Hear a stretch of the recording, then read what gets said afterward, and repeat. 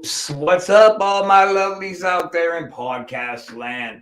Welcome to the Antisocial Network's first roundtable event. Now, what this is going to be is a hey, how are you? How the fuck are you doing? To some of the new talent who's joining us, we didn't just pick up on any old buddy when we were recruiting you guys to appear on the network. So all these guys got some cool stuff to say.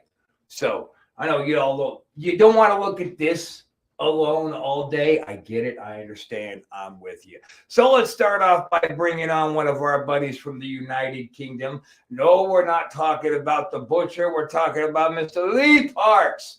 Brother man. Now, I would introduce these guys independently, but they're like Chris Casanova and myself. They are an on-air tag team, so we're going to bring on Jeremy and Chancey. Brothers, what's up? Thanks for taking the time on a Monday afternoon to come do a show. Oh, my pleasure. Our pleasure. Shit. And we're still hoping for an appearance by our favorite Creepy Jimmy. The Wrestle Sheet fans out there all know who Creepy Jimmy is. He's not feeling very well today. I think he partied too much with Casanova. Did I make yet another gay joke about Jimmy and Chris? That's 5 shows in a row. Gotta have those. He shows up. We don't know about that. We're also hoping Ms. Stevens joins us, but we'll see. But in the meantime, it's just the boys. So the boys can be boys. So let's talk about what you guys do. Lee, what do you got going on, man? Right, so got 2 podcasts going that I've been into the network. The first one is called the Non-Identity Podcast.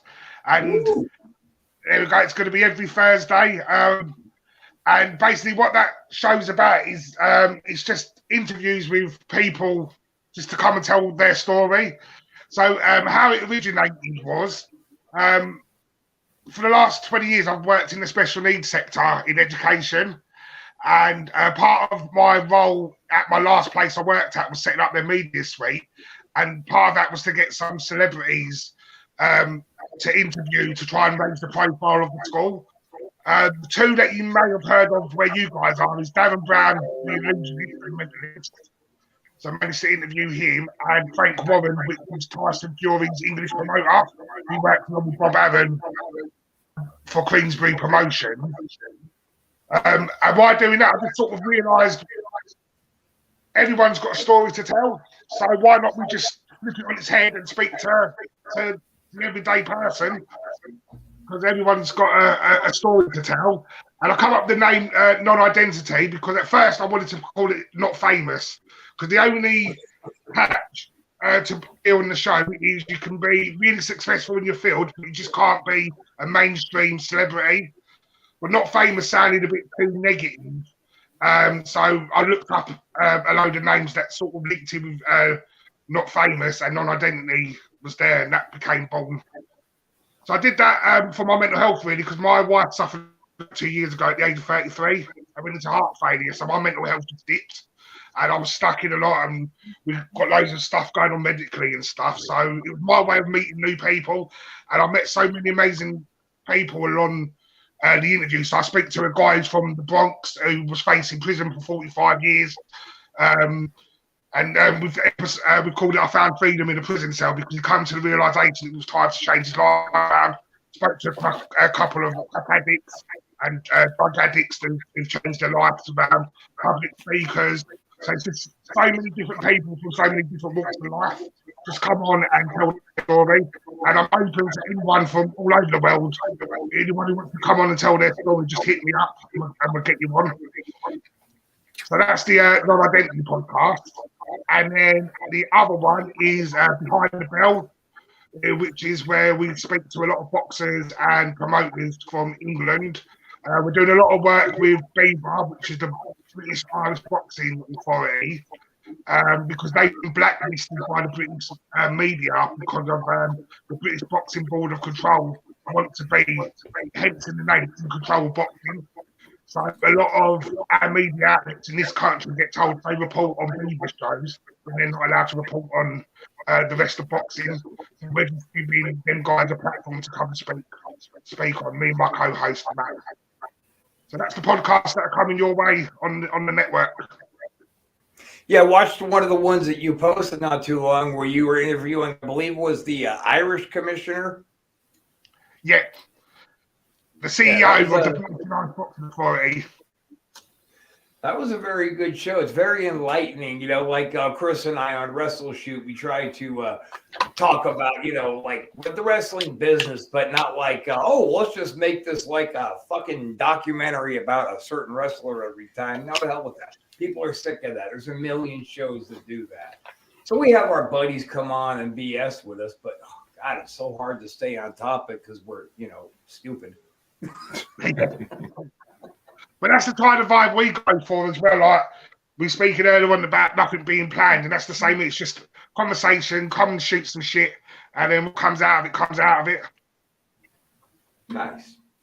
Let me also take a second here just to a recap. Somebody who's not with us.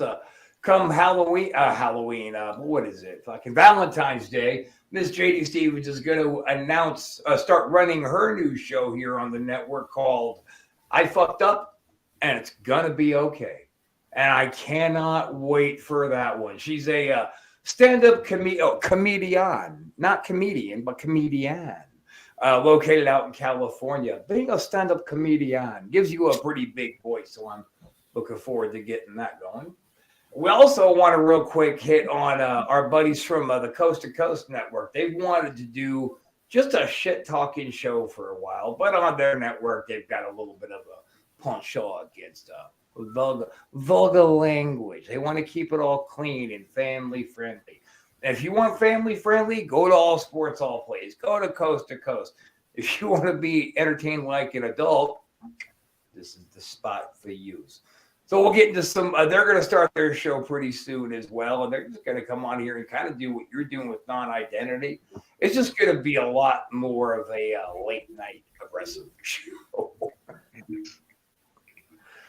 So what's up, Chancey, Jeremy? What do you guys got going on, man?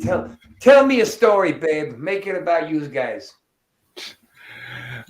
Shit, we got a lot going on in the next month. Well, I'll let Chancey tell you about our show in a second, but my shows are Paranormal the New Normal, where it's just it's a paranormal interview show where anything goes, conversations go anywhere. I've had an ex-porn star on and whatnot, so it can go anywhere. But bravo to you for that. And we also do monthly special brackets now, where we just did a Christmas cryptid bracket. We did a Thankful for Conspiracies bracket back in Thanksgiving, a horror movie bracket back in Halloween. And I really dug your cryptic show. That one was a good one. Yeah, that was a really great one. And usually if we do brackets, Chancey likes to stop by and be a member. So he hops on those always because I ride or die. And that's right, sir. Exactly. And we also coming this month, we're going to be having our Urban Legends bracket because that cold, creepy January weather is perfect for Urban Legends. So, and we also have a Patreon starting soon, which will feature cryptid movie reviews, horror movie reviews. We'll be doing probably more different brackets, and we'll be doing a lot more with that. I'm coming up with ideas that a lot, possibly even a solo episodes that I do by myself. But it's like he was singing. He wants to be on TV. Yeah, but I also have another podcast I do with two co-hosts, Global Strangeness. It's a paranormal discussion podcast, and every week we do different topics, and we all pretty much just get drunk and talk about Bigfoot or whatever the hell we're talking about that week. So nice. It's a fun way to spend a Sunday night, you know. Hell, last night our live got taken off the freaking Facebook because I sang like the first 2 minutes of Styx Come Sail Away with Me at the end of it. So whoops. And Universal Music Group took it off the fucking internet. But So, like, do you have that particular Cartman affliction where if we start the song, you just have to sing it? No, it was just my co-host begging me to do it for some reason while he was drunk, and I'm like, if you want to see it, Google Cartman sings it. But he just started playing the fucking music video at the end of the show. So I'm like, all right, fuck it. I've had enough moonshine. Let's do this. But what about you guys? Other ones, Chancey? Why don't you take it away, babe? Yep. Honestly, it's a music review show. Maniacal Music Musings. I refer to it as the Cube in case, some people get their mouth full and can't say it right for some reason. I don't know. What it is not it's like me. It's an easy title, for fuck's sakes. It's not hard. I mean, it's catchy. It's catchy. It's all about being catchy. That's why I was like, you know what? Why not call it the Cube? M3, 3 squared, to the cube. But anyway, myself, Jeremy, and a guest, we all pick an album, and then we review it throughout the week, and then to pick a top 5 and an overall review, and then I basically try and make Jeremy's life a living hell by either picking something that I know he'll hate, or God forbid if there's an intro or a skit or anything in anybody's album, because it's automatically my first pick. But I always fake them out because I got like a good song to back up with it. But if there's an intro or a skit, I just always go with it. And he's like, he's kind of catching on a little bit, so I've got to get sly about it. But it's pretty fun. Hey, we got somebody else that I've been waiting for joining us. Butcher, my man. How you doing? Been waiting for you, baby. Thanks. Welcome to the party, pal. Hi. How are we, people? How you doing? Good, What's going man. on, brother? So, here's a suggestion because Jeremy, you're a juggalo, yeah. Down with the clown till I'm dead in the ground. Yes. All right, now, so as a juggalo, do you get like a particular anti-hard on when you hear Eminem, or are you over that bit?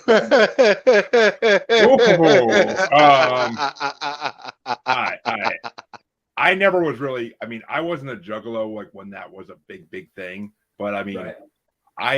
I can enjoy some of Eminem's older stuff. I just don't like anything he did once he got clean. What about Kiss? Oh, I fucking love Kiss. Fuck yeah. That's funny because, they put out that lyric in their song, fuck Gene Simmons and his drunk ass clique and all that.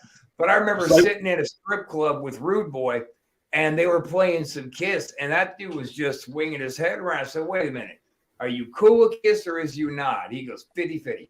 What's that mean? He goes, I love their music, but I hate them as people. I said, well, have you ever met them? He goes, no, but they're old Jews wearing clown makeup. Fuck them. All right, fair enough. I mean, yeah. It just, I mean, yeah. They did a Psycho Circus CD right when ICP was getting big. I could see how that's a little bit stealing of ICP's thunder at that point in the late 90s, but especially when Kiss was like God at that point, they weren't even like a big thing anymore.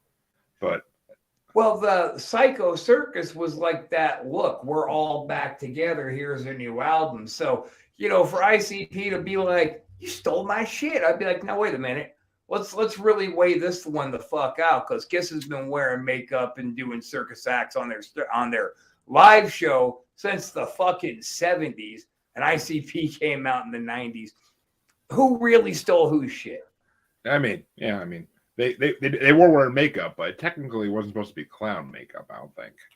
I think they were like weirdo mimes, I suppose. Basically, I mean, what do you want to be, a cat, the one guy? Like, so. Yeah. Hey man, there was a cat, there was a Starman, there was a demon, and I never really understood what Paul Stanley was. Demon even Paul walked Stanley. out on WCW. That's you know. Right. WCW. Well, they fucked up the ball on that one, man, because they threw down a bunch of money to Kiss to have all 4 Kiss members represented. Well, they wanted it as a major stable, didn't they? Yeah. They popped out the demon and for some reason gave up, and then they abandoned their investment for the rest of the opportunity, which was weird to me. But Paul Stanley is the star man. Ace Frehley is the spaceman. Same thing, which if you think about it. You bite your goddamn tongue, sir. Paul Stanley was a superstar. He wasn't the 2000 man. Okay, stop. We're not going to get off on a Kiss thing here. All right, so we went around the block here, Butch, and I think it's only fair, since you're joining us now, that we talk about the cutting room. My baby. Your baby. My baby that's been on hiatus. Sorry, Been on hiatus, sorry, bro. Yeah, it's literally. I mean, I've been podcasting a few years, and I used to be. I won't tell you what the fucking other podcast name was, because I won't even plug them to people that won't go watch their shit anyway. So the shit will roll off my tongue. I used to work with a bunch of guys back in the day, and you know, I enjoyed it. I enjoyed it, and like anything, fucking, you know, you like tends to get boring and old, and that's what happened to wrestling in general. So after like 5 or 6 years of speaking about WWE, you kind of go, oh well, I know what I'm going to talk about predict for the next 2 years. So it just got generally boring, and the kind of path that I started to take on this podcast was that of the grumpy old man, you know, and it kind of started to piss a lot of people off, because they were like, he's going to be negative again, and it just, you know what I mean. For some people, you know, the Marks of the world, they don't see what is actually true. You know what I mean? It's kind of like a sin to speak the truth when you have WWE. You know, people are like, no, you can't say that. But it's not just WWE. It was wrestling in general. You know, the whole thing. Yeah. The likes of the indies were getting neglected and shit on, because a lot of the indie guys were being signed by WWE, and you know, the people were saying they were getting underused and stuff like that. So I decided, you know what? You know, my granddad used to say to me, if you ain't got nothing nice to say, don't say nothing at all. So I thought, you know what? I'm just going to give people something that, if they like me, they like me. If they don't, then they're going to like what I'm speaking about. You know, that's tell truth. You know, you sharpen up the knife, you put it on the block, and you tell people what if it's great, it's great. It's like I've got a slogan. Well, what's that slogan about Michael Bay? Michael Bay must be stopped at all costs. You know, Michael Bay killed my Transformers. He killed it. He ruined your childhood, goddammit. It's my baby. G1, man. G1.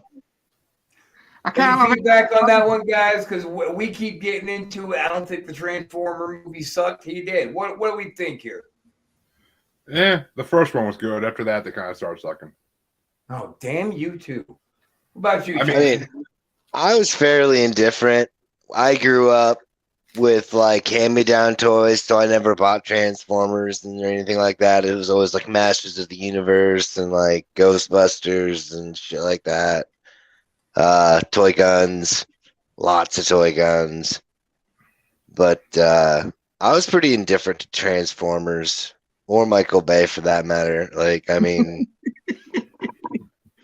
I when it comes to, like, I love movies and I love music, so like I'll watch something with an open mind, but usually I kind of fucking wish I had that time back. But you know, it is what it is. Excuse me.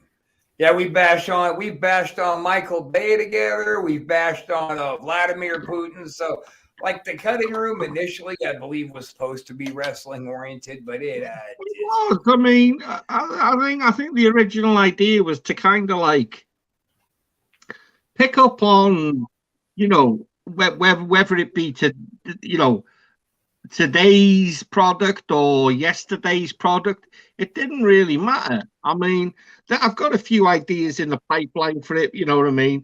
Speaking about, you know, kind of like picking on a certain subject or a certain era. You know, picking something for like a weekly topic, and you know, I don't know, I've got a soft spot for, you know, WCW 80s, early 90s. Free Jim Herd. You know, I don't know, wrestling themes, man. When wrestling themes were cool, you know, when wrestling themes were actually, you know, not like today's shit. You know, it depends. To me, it's all about rights now, isn't it? You know, Mr. Johnson, who was Johnson, created some of the greatest wrestling themes ever. Yeah, for sure. You know, well, let's be honest. Springfield created the greatest wrestling theme ever.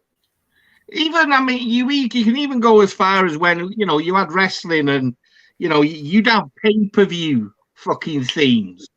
Don't do that no more. It's gone. Because everything costs money.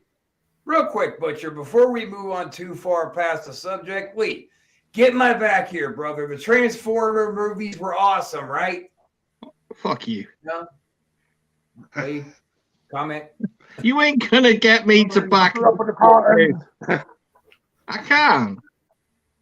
I will never ever back anything Michael Bay has done, man. It's ridiculous. Anything ever? Like, listen, Michael Bay. Right, I can't not say Michael Bay hasn't directed some great films. Well, then what the fuck is your problem? Transformers. That's it, though.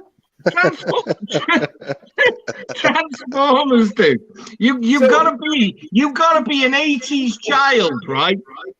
You've got to be an 80s child to see what he did wrong. Right, but so you're saying that because of your disapproval of the Transformers, that Michael Bay must be stopped, not just making Transformers movies, but he must be stopped at all costs. I mean, that's 100%, because you never know when Michael Bay's going to see a cash cow and make another Transformers film. You're scaring me, buddy. Listen, dude, as long as Martin Scorsese and the likes of Ridley Scott and you know Guillermo del Toro and people like that are still making movies, I don't need no Michael Bay in my life. All right, fair enough. Jesus, that got ugly. Oh Lordy. So wait. Comment on that. Michael Bay's okay, right? Yeah, he's all right. Yeah. I mean, he did bring us Megan Fox, so come on, that's one good thing. There it is. So let's go over a couple of other shows we have. As everybody watching the network knows, every Sunday we do Wrestle Shoot 8 p.m. Eastern Standard Time, where me and Chris Casanova happily and freely show the world what idiots we are. It's nice to have, I think, a wrestling show from an insider's point of view, and really the point of view is never all that positive towards wrestling. So it works out for us. Now, we have a couple other shows that are getting ready to be relaunched here on the son of a bitch. Well, I guess I should have seen that coming. To the new guys, Butcher knows Uncle Jay's a psychopath. He's a guy who wears the Joker mask. He is a real fucking head case. You remember when Facebook went down for about 2 hours? Which time? Last year. Last year. Joker claims credit for that. He just wants to let us know that he's always watching us. We've had some pretty negative personal interactions. I was going to say, does Joker really take fucking credit for that, or is that Elon Musk? No, he's saying it was him. He shut down Facebook, just showing us that he could do it. Just so we couldn't do our next Wrestle Shoot, son of a bitch. Now, the other show that we kick around, and you guys are always welcome to jump up. Everybody's welcome. This is Butcher's least favorite show on the network because it is not a positive content show, but we call it Cleaning Out the Closet. And that gives anybody, that gives podcast personalities, that gives absolute strangers the opportunity to come onto a platform and just fire off about whatever is legitimately upsetting them. Usually hosted by myself and good old creepy Jimmy. And the show was actually created so me and Jimmy could unload some anger we had towards a former colleague of ours. That's what we're going to call him from now instead of you big, fat, useless, fat piece of nothing. We're going to call him a former colleague. So that show is available too, guys. That's always available to you. We're trying to get Mike Drosy, who used to be a WWF superstar called Duke the Dumpster Drosy, to bring his Road to Recovery show over to this network. But if we can't work that out and get him to start showing his sobriety, we're going to bring back the Smells Like Hope podcast. And that's another show hosted by me. And we pretty much shine the spotlight of truth on that disease of real addiction. So that's that was a popular show once upon a time, but I've been pretty busy to handle it. And I was really, really hoping Bruno, because this guy's interesting. He's going to start running his podcast. He's a comedian in Italy. So he's going to start showing his podcast on this network, and the whole thing is going to be in Italian. So that's going to be an interesting experiment. So what up, guys? Who's got something fun they want to plug coming up next? So let's get started with the dynamic duo. Well, we do have the Insane Clown Posse 2-34 song two-part 34-song bracket coming up this weekend. God, I wish I could jump on that and just tell a couple of stories about Rude Boy. Well, we'll probably be doing a part 3 and 4 and possibly 5 and 6 eventually because they have a shitload of songs. So, you know. They do have a shitload of songs. All right, favorite song. Just pick one. Oh, Hall of Illusions. I mean, that should be anybody's number one. I'm very partial to Chicken Hunting. I know it's commercial and corny, but man, that song took me through some real fun gimmicks wrestling with other Juggalo wrestlers. So I really enjoyed Chicken Hunting. And this looks like a good job for me. I play that one too, just to piss off the Juggalos in the crowd. What about you, babe? You got something you want to plug coming up there, Chancey? I mean, what Jeremy has to cover pretty much. We got that bracket coming up, plus another show after that. Just got to get the albums and ready and prepared up. I like to try and keep my album choices close to whoever comes onto the show, unless it's like a friend of ours. Then all bets are off, and I'm bringing in some fucked up shit, either just to torture Jeremy or my friend or whoever it is that comes on, you know. Right. It's a good, I mean, I like to try and keep it palatable, at least to some extent. And then you got to have those. You gotta have those ones where they're scrolling. And it's like, wait, what the fuck is this? Yeah, but some of my albums do that too. I mean, our one guest couldn't even finish my one album.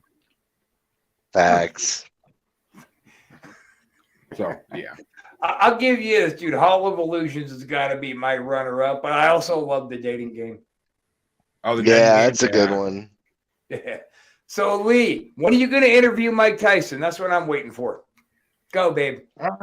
He's a bit busy at the moment. We're in talks, but I think he's lost my number or something. I imagine he's pretty good at that. You got anything big coming up? Not at the moment. We've got a couple. Me and my co-host, we've got a couple of things we're working on, but we're not quite there yet, so we can't really say anything too much at the moment. But we're in the progress.